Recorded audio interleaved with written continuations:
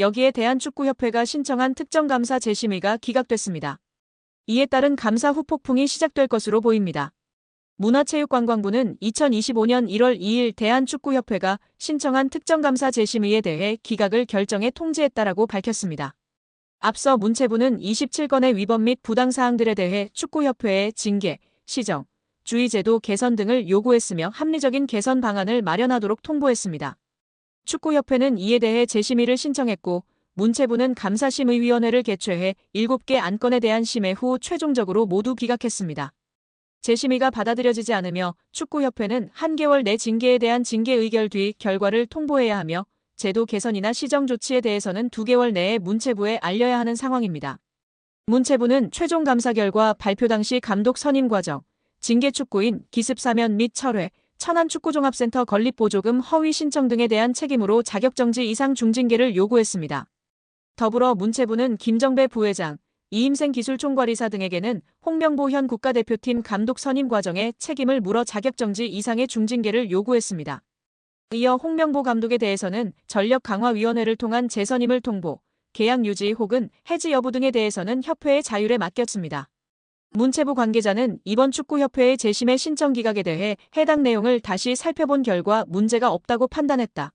중징계 정몽규 회장, 김정배 부회장, 이임생 이사의 자격정지 이상의 징계와 관련해서 축구협회가 한 달 내로 통보해야 한다. 이후 문체부는 이행 여부를 들여다볼 것이다. 이행 감사 또한 이뤄진다라고 전했습니다. 축구협회의 감사 후폭풍이 이어질 것이라고 알렸는데요. 문체부 관계자는 축구협회의 대한민국 천안축구종합센터 건립 관련 차입금 실행과 보조금 집행과 관련해 국고보조금 부정 수급이 있었다. 보조금 환수 절차를 밟을 예정이다.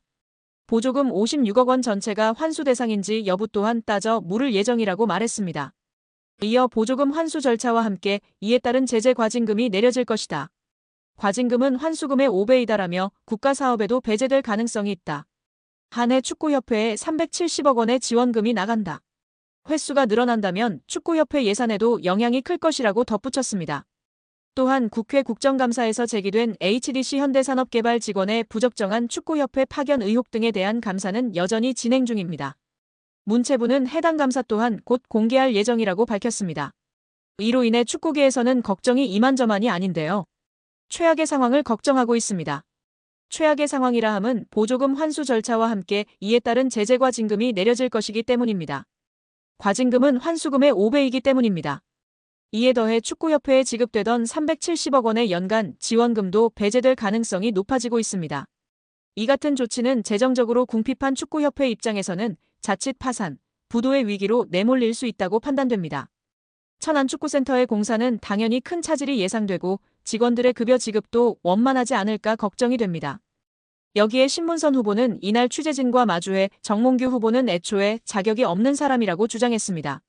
신 후보는 정몽규 후보가 협회 정관 제29조 제2항 7호의 후보 결격 사유에 해당한다고 봤습니다. 협회 정관에 따르면 사회적 무례의 협회나 대한체육회 및 그 회원단체로부터 징계는 받지 않았지만 임원의 결격 사유에 해당하는 유사행위 등 그 밖에 적당하지 않은 사유가 있는 사람은 협회의 임원이 될 수 없다고 명시돼 있습니다. 신문선 후보는 정 후보가 문화체육관광부에서 발표한 협회 특정감사에서 중징계 문책 요구를 받았다는 사실을 짚으며 정 후보는 대한축구협회장 선거 후보자 자격이 없음을 스스로 인정하고 더 이상 회장 선거가 파행되지 않도록 결단 내려달라 요구한다. 협회는 중앙선관위 위탁이 되지 않는다면 선거가 투명하고 공정한 절차로 진행되도록 축구계가 인정하는 객관적이고 중립적인 인사들로 선관위를 재구성할 것을 요청한다라고 외쳤습니다. 한편 취재진 사이에선 김택규 대한배드민턴협회장도 사회적 무리로 인해 후보 결격자 판정을 받았다. 정몽규 회장에게도 같은 판정이 나와야 한다고 보는지라는 질문이 나왔습니다. 이에 신문선 후보는 국민들을 대상으로 누가 더 사회적 무리를 빚었나라는 여론조사를 해보자. 여론조사를 한다면 아마 정몽규 후보가 23배 정도 높을 것이다라고 꼬집었습니다. 또 신문선 후보는 만약 정몽규 회장이 당선된다면 문체부가 승인할까라고 되물으며 결국 검찰 수사 과정까지도 치닫지 않겠느냐라는 생각이다. 지난 12년 동안 협회를 이끌면서 작은 흠결이 있지만 명예스럽게 떠나는 모습도 기대하고 있다라고 전했습니다. 한편 신문선 후보는 허정무 후보와 마찬가지로 이번 선거를 중앙선거관리운영회에서 맡기를 희망하고 있습니다. 신 후보는 만약 중앙선거위에서 진행한다면 공정하고 투명한 선거가 진행될 수 있을 것이라고 내다봤다. 다만 위탁할 수 없는 돌발 상황이 발생한다면 어떻게 공정한 선거위를 새롭게 꾸밀지 검토 후 추가 입장을 밝히겠다고 예고했습니다. 정몽규 취임 후 보조금은 11년간 3배 늘었습니다. 정부 보조금은 연간 최소 110억 원 수준이며 스포츠 토토 등 복표 수익 연간 200억 원이 지원되고 있습니다. 주요국 정부 보조금 없거나 의존도 낮으며 피파 랭킹 20위권 국가들은 70% 이상이 협회장은 전문 경영인이 하고 있고 이외 축구인 등이 하고 있습니다. 우리나라처럼 재벌 총수가 회장인 곳은 단 한 곳도 없습니다. 대한축구협회에 연간 약 300억 원의 국가재정이 투입되면서 수익에서 정부 의존도가 약 30%에 달하는 것으로 나타나며 충격에 빠졌습니다. 사실상 정부 재원이 아니면 운영이 어려운 셈입니다. 미국과 일본 등 주요국은 국가보조금 의존도가 낮은 가운데 축협의 재정 자립을 촉구하는 목소리가 나오고 있습니다. 18일 한경닷컴이 축협의 손익계산서를 분석한 결과 지난 2013년 이후 보조금과 복표 수익을 제외하면 연 평균 300억 원 적자를 기록하고 있습니다. 배현진 의원은 24일 오전 국회 문화체육관광위원회 현안 질의에 증인으로 참석한 정 회장과 홍명보 국가대표팀 감독 등을 향해 대한민국 축구종합센터 건립과 관련해 국제현상공모 절차에서 지속적으로 등장하는 HDC 사명에 대한 해명을 요구했습니다. 배 의원은 축구협회가 2015년부터 지금까지 국비와 시비 그리고 자체 재원까지 동원해서 약 1,550억 원을 투입하는 초대형 프로젝트를 추진하고 있다며 2020년 3월에 축구협회가 천안의 부지를 이제 지정하고 난 후에 축구센터 마스터플랜 건축사 건축회사를 선정하기 위해서 국제공모를 시행을 했고 6월에 네덜란드의 UN 스튜디오라는 업체가 최종 선정되는 과정이 있었다고 운을 뗐습니다.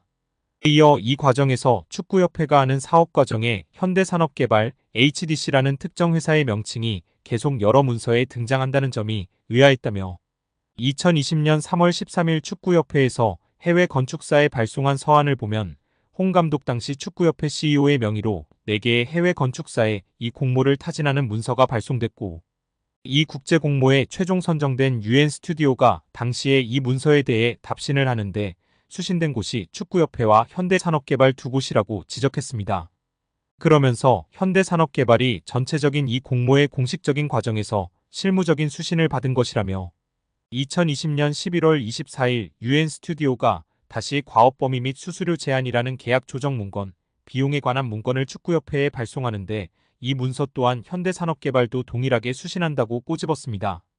축구협회가 정관상 보수를 받을 수 없는 게 원칙인 비상근 임원들에게 자문료 명목으로 매달 수백만 원씩 급여성 고정 보수를 지급했다는 지적이 나왔습니다. 보수를 받은 임원들 중에는 국가대표 출신 최영일, 장회룡, 하석주, 이동국, 이영표, 이천수, 김병지 등을 비롯 축구 해설가 한준희 씨가 포함됐습니다. 이 같은 내용은 지난 5일 문화체육관광부가 발표한 대한축구협회 감사 결과에 들어있는데요. 문체부는 홍명보 축구대표팀 감독 선임 논란을 계기로 축구협회 운영 전반을 들여다본 바 있습니다. 축구협회가 2021년부터 올해 8월까지 비상근 임원 44명 중 34명에게 지급한 보수는 모두 28억 원. 축구협회는 정관과 임원 보수 규정에 의하면 별도 계약을 체결한 경우 비상근 임원이라도 보수를 지급할 수 있다고 주장했습니다. 문체부는 자문계약 대상자 선정이나 자문료 책정 기준을 공정하게 마련하지 않은 채 방만하게 보수를 지급했다고 비판했습니다.